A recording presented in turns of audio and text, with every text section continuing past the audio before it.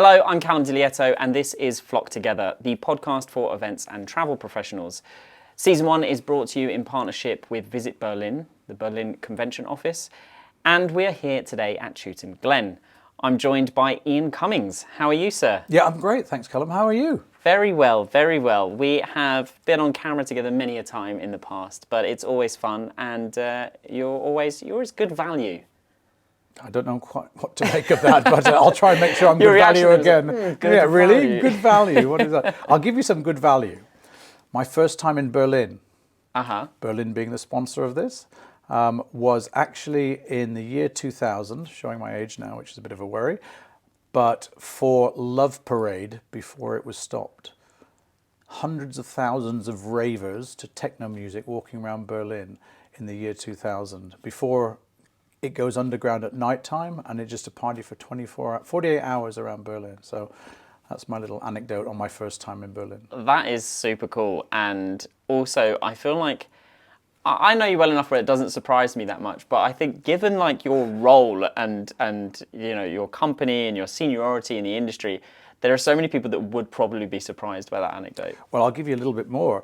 It's actually restarted again this year in 2023, and it's called Rave the Planet, but it's actually the Love Parade reincarnated as Rave the Planet. So maybe next year you might find me there, or you might not find me there, but anyway, it's still going on. So the first part of the podcast is reform, and that's basically an opportunity for you to write a letter to the industry. You know, you get that feather from the Flock Together logo, you turn it into a quill, and you scribble something that you want the rest of the industry to know. What would your letter be?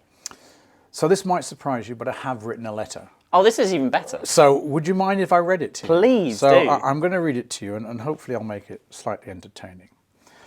But it is, dear global events industry, global being the operative word, I think it's time to turn positive action into activity with regards to sustainability within our industry. I'd offer up there is a major gap between corporate statements on the road to net zero and concrete action when event planning. And I'm not talking about the major events that we know that are showcased where all the eyes are focused on those major events. I'm talking the thousands of corporate events where short lead times, restricted budgets, and overly worked meeting planners are all in play. Our industry has made tremendous strides in recent years to provide support, information, calculation methodologies, and places to get help, but my fear is that that gets overlooked with the pressures of time and budget.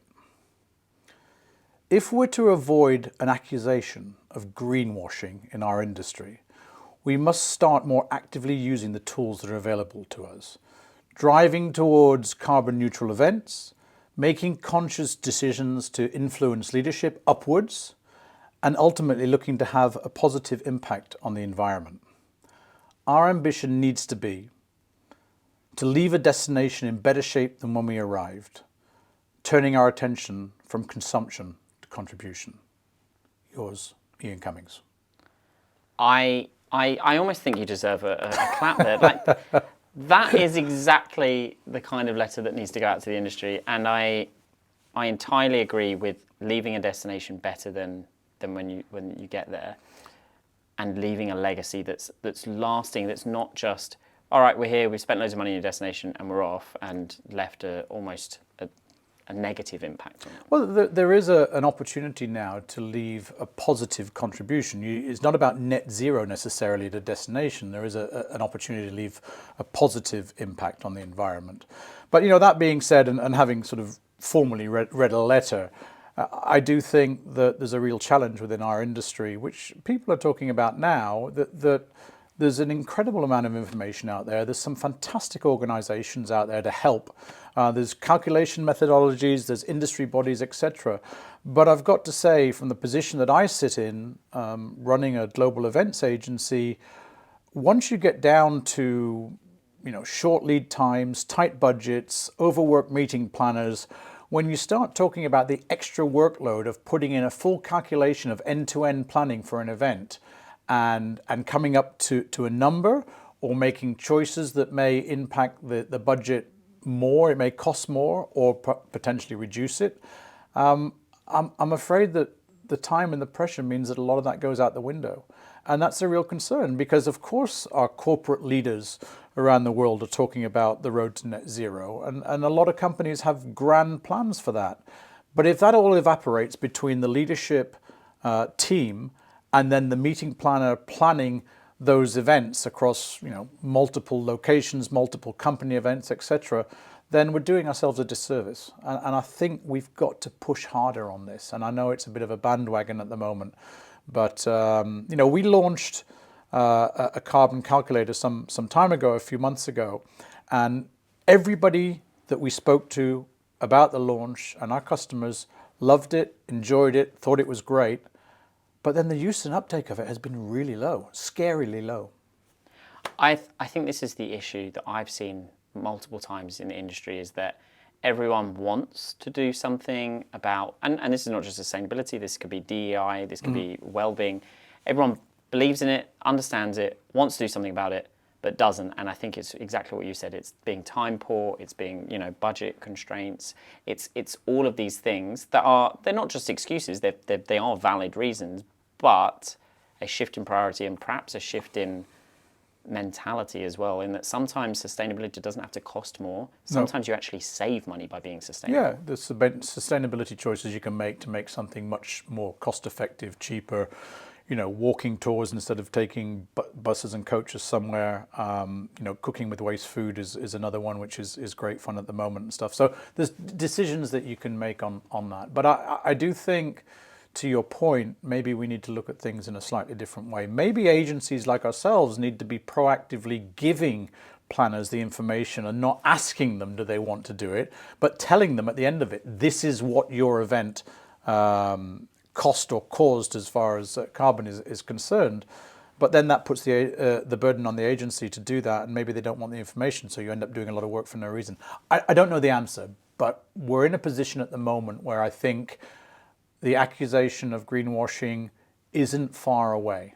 We talk a lot about it, but there's a lot that goes through the industry without the proper calculations and decisions. So the next part of the podcast is about remembering, and I'd like to challenge you to remember your first ever work trip abroad. Oh, well, that's not too exciting. Within this industry, within CWT, my first work trip abroad was Disneyland Paris for an EMEA meeting. So obviously I went over on the Eurostar, got to Disneyland. We had a meeting which was an eye-opener for me, but then dinner in the evening with Mickey and Minnie Mouse walking around and Goofy kind of had me questioning myself, thinking, is this what this is all about? So that was probably my first memory of an internal meeting. But then externally, I'd say that all repaired itself to a certain extent when I got the opportunity to go down to Istanbul for a delivery of a conference for Avis, a regional conference for Avis. And Istanbul is a fantastic city. I used to live there, so I was very happy to go down and start to learn about what goes into delivering a major corporate event over 3 days, dinners in the evening, boat trips on the Bosphorus and stuff like that. So it really redeemed itself at that point in time. And I thought, yeah, this is good. I like this. I really love this. I love the contrast there. There's the idea of having like quite a serious meeting and then just Mickey Mouse just been like, hi kids, and you're just like, what is going on here? Of course, we had dinner. We had dinner in the evening, and we had a big long table, and then they'd got Mickey and Minnie and Pluto to all come out. I was thinking, whoa, what have I done? What have I joined here? Anyway, it was fun, I suppose. Well, it is the Disney 100, so I feel like now there's a resurgence in and an appetite for that, but it would have to be on theme. But just to randomly be there for an EMEA meeting and then just being like, okay, but what is the purpose here? You know? I'd forgotten about the Disney 100, so I'm really on trend. You're on brand. Amazing. You know. And then what was your most recent work trip abroad?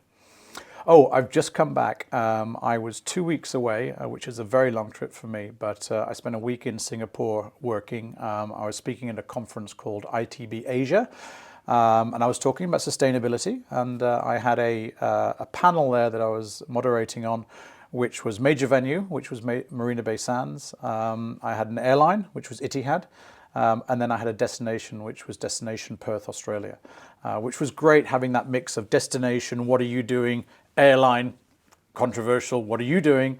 And then major venue, what are you doing to support? And it was a great time. But I also worked with a team whilst I was down there for a week, and then tagged on to the end of that to reduce my carbon footprint, a trip to Australia, where I've never been in my life before. I've never been on visit, on holiday or anything. So I went down to visit our fantastic team down there and had 4 days down there, Sunday through to Wednesday.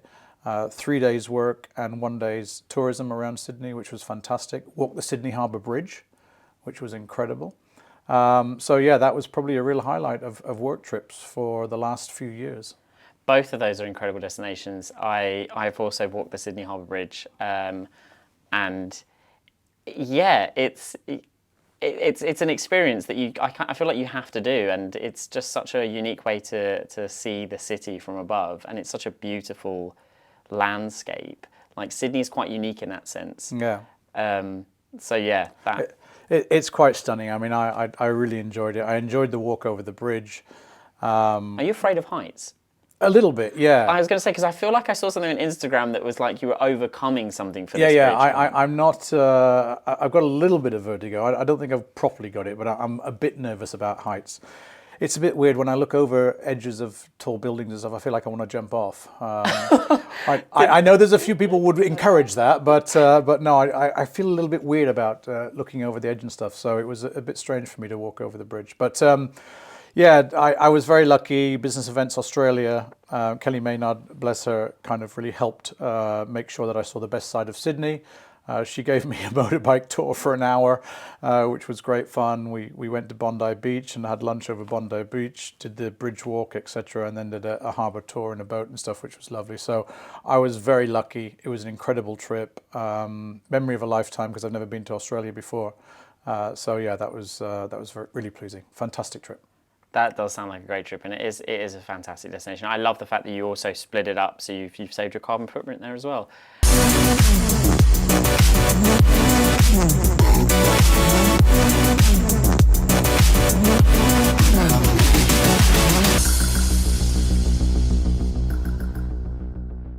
In terms of now, like revisiting, like if you could go back in time and transport your mind back however many years into your past self to relive a destination experience, which would you choose? So I'll stick with my time within this industry, within meeting and events, and I would probably go back to 2018 when, and you know this because of previous discussions, when I ran a leadership conference for about 120 people in Morocco, in Marrakesh. I absolutely loved that time. It was an incredible week. We spent a full day in a Berber village in the mountains doing CSR activities, which were really impactful, including installing solar panels for electricity and stuff like that. And it had real deep and meaningful impact on the people that were there. We also managed to finish off with a beautiful activity of hot air ballooning over the Atlas Mountains for morning and watching the sunrise with the snow-capped mountains in November. So it was quite stunning. And I just love the feel of Morocco and Marrakesh, and it's chaos around the souk and Medina. Its beautifuln's around some of the hotel facilities that are there. The food is fantastic. And it's just got a real charm to it. So I've got a real soft spot for Marrakesh, Morocco. I remember you telling me about that trip, years ago, and me turning around to you and saying, that is on my bucket list. I'd love to do that. That is right there on the top. Like, I really, really want to do it. And then literally the beginning of this year, I ended up in the same hot air balloon that you used. We literally compared videos and was like, hold up a second. The same place, the same balloon. Like, this is weird. And so I think you almost manifested that for me. So I thank you for that experience. But I think you stalked my Instagram, saw the balloon and found the exact same balloon and got up in that one. 100%. I was like, well, I've got to do exactly what Ian did. I have to do it. But I don't know if your landing was as aggressive as mine. I don't know, did you have a rough landing? Yeah, I mean, they tell you to kneel down in the basket and sit with your back to where it's going to hit the ground and go over, and then you kind of slide out. It was pretty good fun. I was excited about that. But a lot of people weren't, but I thought it was going to be quite good fun hitting the ground. It was definitely that. The pilot called it a sporty landing for me, and I ended up filming the whole thing, put it on TikTok, and it's now doing some serious numbers because people are like, wait, what? I thought hot air balloons just floated softly to the ground. And like, no. Quite often, I've only been in 2 hot air balloons in my life, and both of them have landed very aggressively. It's rare that you see the landings because it is pretty aggressive. And you've stayed in so many beautiful hotels, but if you could choose to make one of them a home, which hotel would it be? I, without a shadow of a doubt, it would be the Four Seasons, Bangkok on the Chao Phraya River. Put me there, leave me there for the rest of my life, and I'll be happy. Top floor. That's my office, my home, my everything, and I'll just happily stay there. I get it, yeah. That and Bangkok, what a great place to live. I took my family there for Easter of this year and promised the team at the FS that I would go and visit at some point in time. So I was lucky enough to be able to book some time there and had 4 days. I came away going, I think that was probably the best hotel in the world that I've stayed in, which is a very, very big claim. And then I was very pleased to see it come out, the top 50 hotels in the world, it came out number 3. Wow. So I wasn't far off. You're a good judge. But yeah, great hotel, very new, kind of open, soft opening during the end of the pandemic. The service is incredible. The staff are incredibly well trained, proactively thinking ahead of what you need. It's a beautiful location on the edge of the river. Obviously, with Four Seasons, the facilities are fantastic. The food's amazing. Yeah, I'd go and live there any day. Not sure my family would agree to that, but hey, it's your dream, okay? Yeah. You're allowed to live in the hotel. Just give me the chance. Exactly. The next section, I'd like you to kind of reimagine your role a little bit, in that most people in this industry, they organise events or experiences or incentives for other people. I'd like you to organise an incentive for yourself. Where would you go? What would you do? And which celebrity guest would be there to accompany you? Okay, so I'm a big fan of Southeast Asia. I love Asian food. I like the culture. I like the landscape. I just enjoy being there. Obviously, the climate as well is pretty good in most of the year, apart from the rainy season. So I would definitely head in that direction. 2 places that I'd love to visit that I haven't visited so far are Vietnam and Cambodia. So it would definitely be Vietnam and Cambodia, maybe Laos as well thrown in.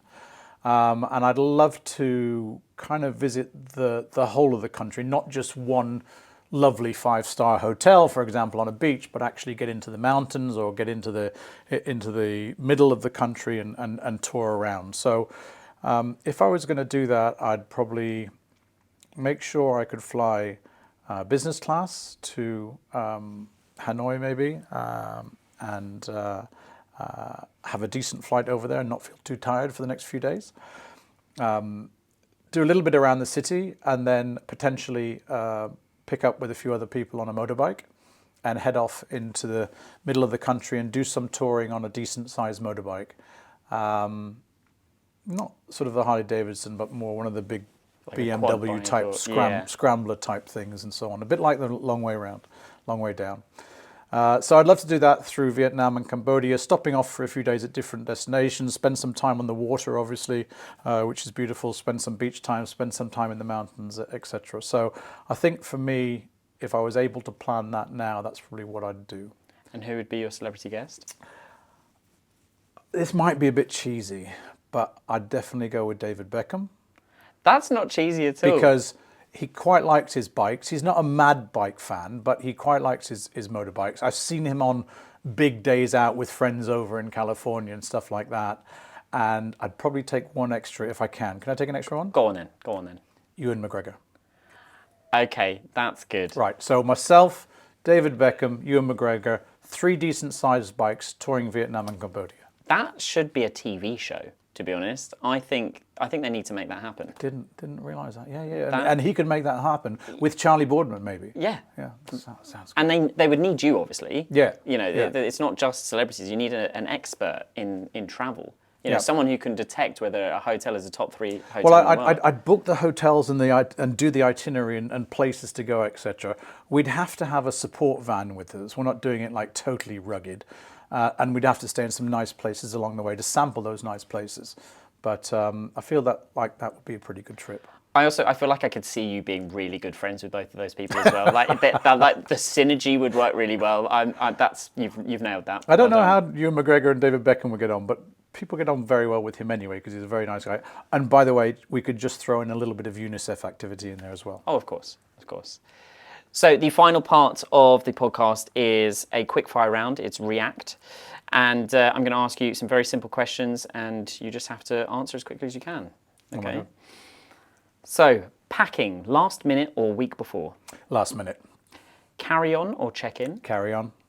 Airport lounge or shopping? Bit of both. I was going to say, you do love your trainers. A bit of both. Yeah. Bit of both. Aisle seat or window seat? A window seat. Video on the way in. City or nature? Both, but I love a city. Yeah. Lay-in or early start? Lay-in.